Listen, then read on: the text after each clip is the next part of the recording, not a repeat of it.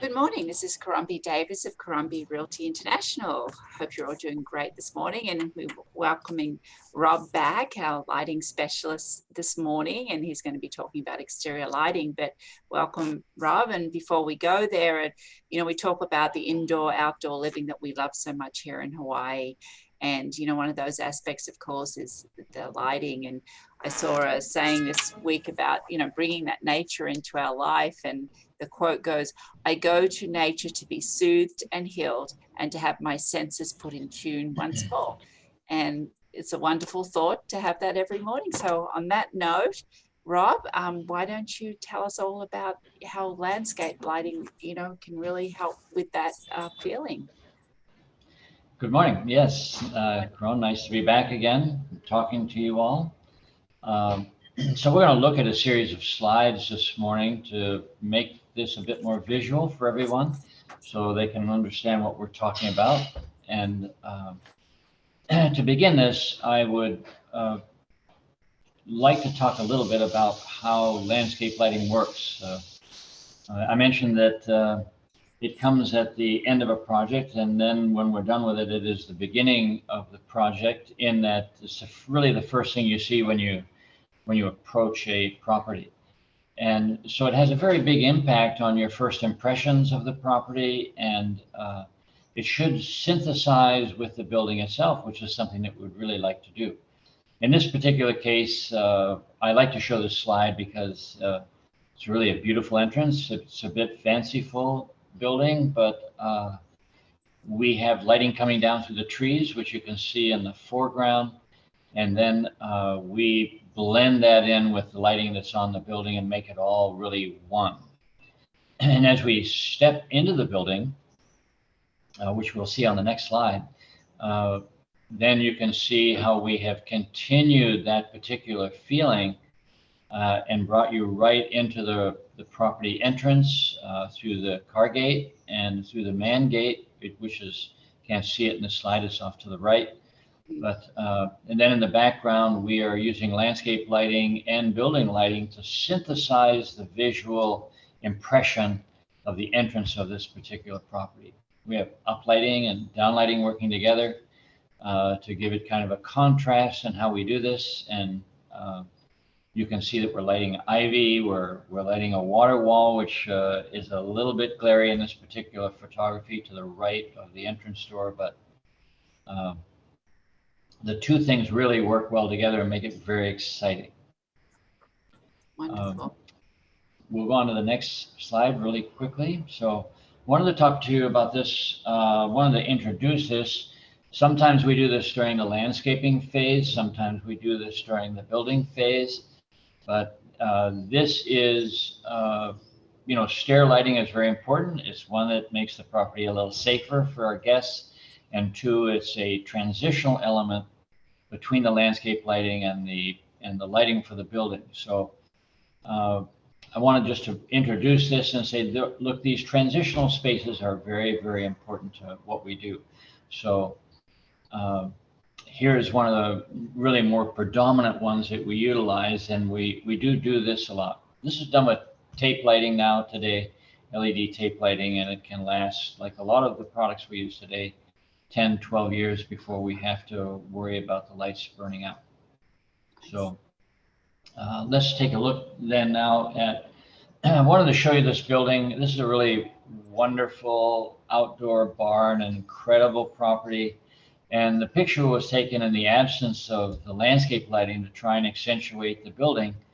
A lot of people think that you can do that, but really what happens is just the opposite. So it's a very, very good idea of why we need landscape lighting. To have this coming out of a totally dark environment makes it feel a little out of balance and a little less comfortable than it would be if we turn the landscape lighting on around it, which we do have in this particular property, but it just wasn't turned on for this photograph. But I wanted you to see it to give you an idea of what the impact can be. So let's take a look at another thing that I like to talk about. This is something that you probably don't see or have not seen, but there are no trees over this deck, no trees over this sitting area. And what we're using is two lights coming from two different directions with what we call a gobo, which is a way of putting a pattern on the ground. In this particular case, we take it out of focus to give it the look of lights coming through palm fronds and making this, makes it very comfortable to be in the light because there's not that much of it actually on you. And the model makes it look very, very organic. So I really love the application. Gorgeous. So if we will, we're going to continue into a more of a traditional pathway application that we have on every single property. And this begins to demonstrate the importance of layers of light and landscape lighting. And as you might notice on this slide also, you can't really see the source of the light anywhere.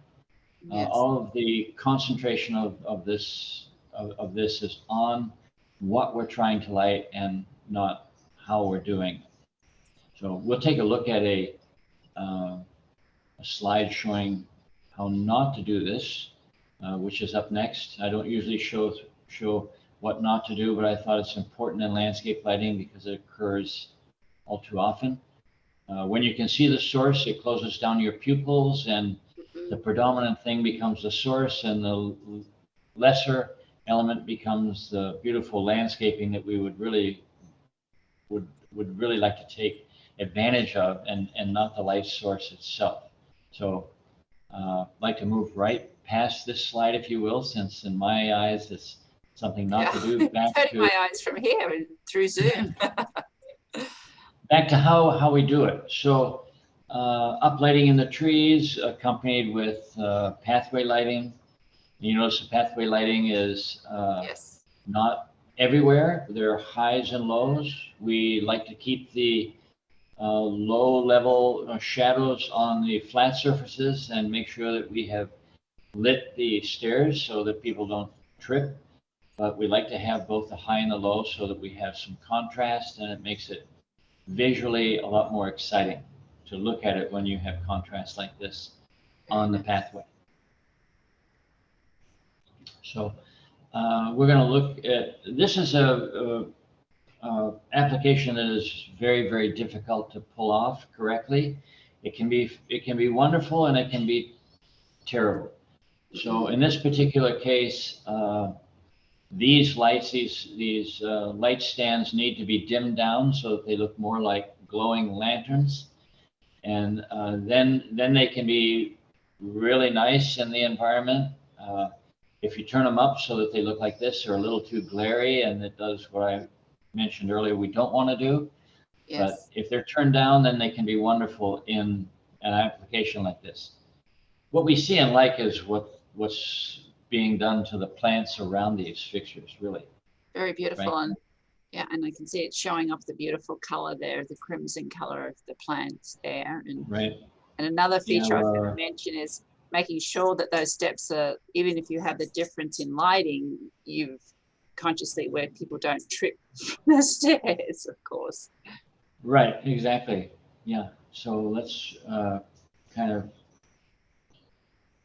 this is a slide I wanted everybody to see.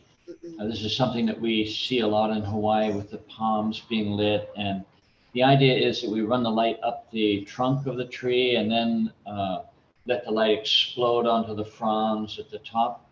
Yes. Visually, I call it visual fireworks because it runs up a really tight trunk pattern and then it explodes at the top. You can see it in the background also with the different palms and behind this one in the front. And it works in a lot of different applications. We do this quite often in Hawaii. Stunning. So, and I think the next slide is one I want to talk about briefly, but I want to talk about it. These are lights that you get in a big box store. In my opinion, there's way too many of them. What they do on the ground is very confusing and unsettling visually, I think, and it really contradicts what landscape lighting is trying to do. You see the source, your eyes close down, you see the patterns, you don't really get to enjoy the environment at all. Makes me a little nervous to look at this, quite frankly. So let's skip right past it quickly.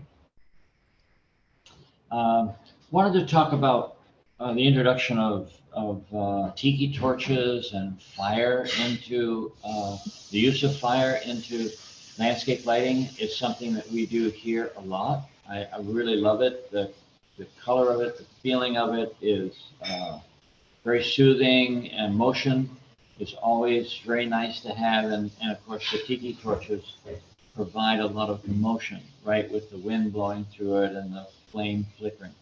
So in application, we'll move to the next slide. We see, oh, beautiful. This is a more traditional tiki torch, if you will, that you see a lot. We have a lot of very fancy ones over here where we've carved all kinds of patterns out of cylinders that we use as tiki torches. This is a bit more traditional, but here it is integrated with landscape lighting. The predominant part of this is the tiki torches. That's what we were trying to accentuate when we took Beautiful. this photograph, Yes. but you can see the pathway lighting working with it and some landscape lighting working with it. It's a wonderful, wonderful feeling in the landscaping environment at night. Gorgeous. So much, Rob, I'm sitting here thinking, boy, there's so much work goes into, not only the architecture of a home, but the landscaping to choose, the lighting, what to highlight. I mean, there's so many details that make a properties, just the best it can be. There are a lot of details. So without a hard pathway, we have a grass pathway. It's not uncommon in Hawaii to have grass pathways, even grass pathways for cars to drive across.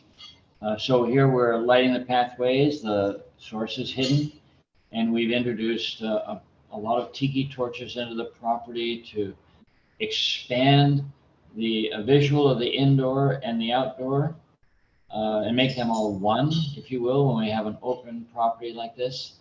And Yes. Also, as we had talked about before, Caron, these tiki torches can be self-igniting.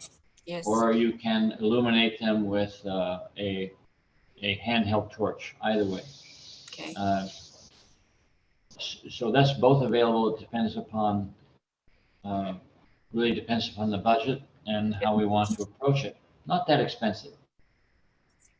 This is a fire pit. I use fire pits a lot in the application of landscape lighting.